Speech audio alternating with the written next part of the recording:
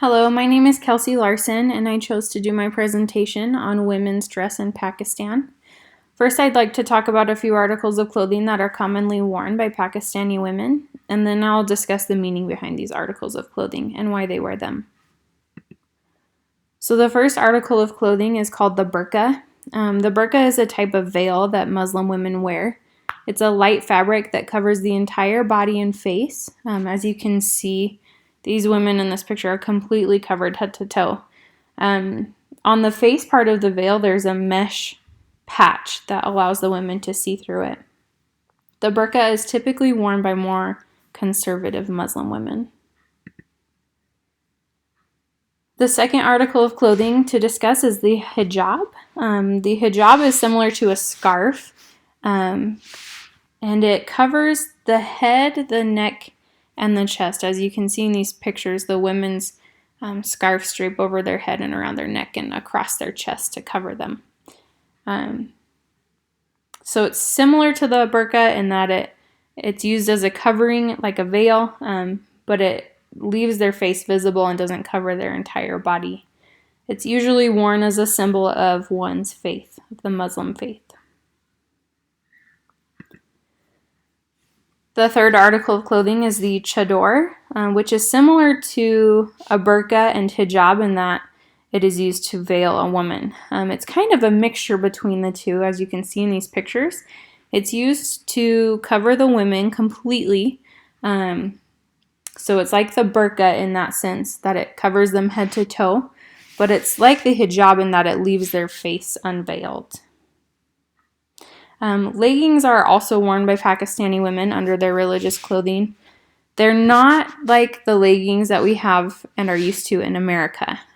They're not form-fitting. Pakistani women don't wear form-fitting clothes in order to avoid showing off their figure. So they wear looser fitting clothes, and the leggings are more of a loose-fitting pant. So the why behind these religious clothing pieces. The Quran is a holy book among the Muslim people, and it's believed to contain a verse in which women are commanded to veil themselves. And they're commanded to veil themselves in order to prevent themselves from sexually distracting men.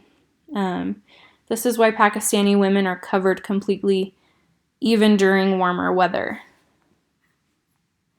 Because of this belief, women are required to wear the hijab or other religious clothing anytime they leave their home or anytime they're in the presence of men that they could potentially marry. So they don't have to wear these pieces of clothing when they're in front of other women or if they're just among their family.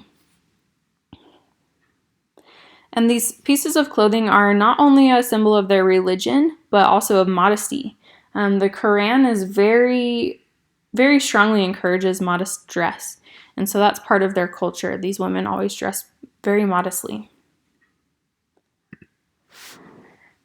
There are some politics involved with the veiling of the women and the religious clothing that they wear.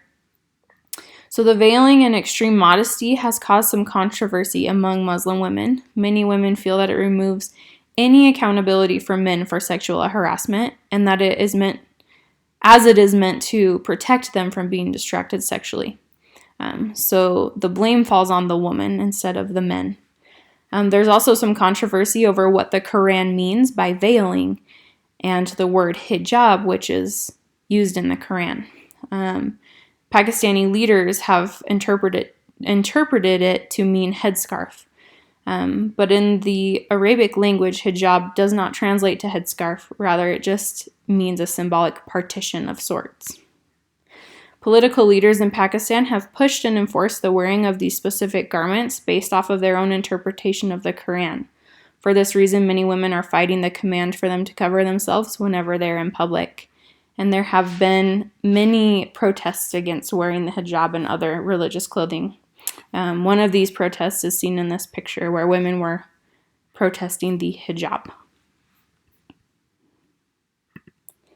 That is my presentation. Thank you for watching. I hope you enjoyed.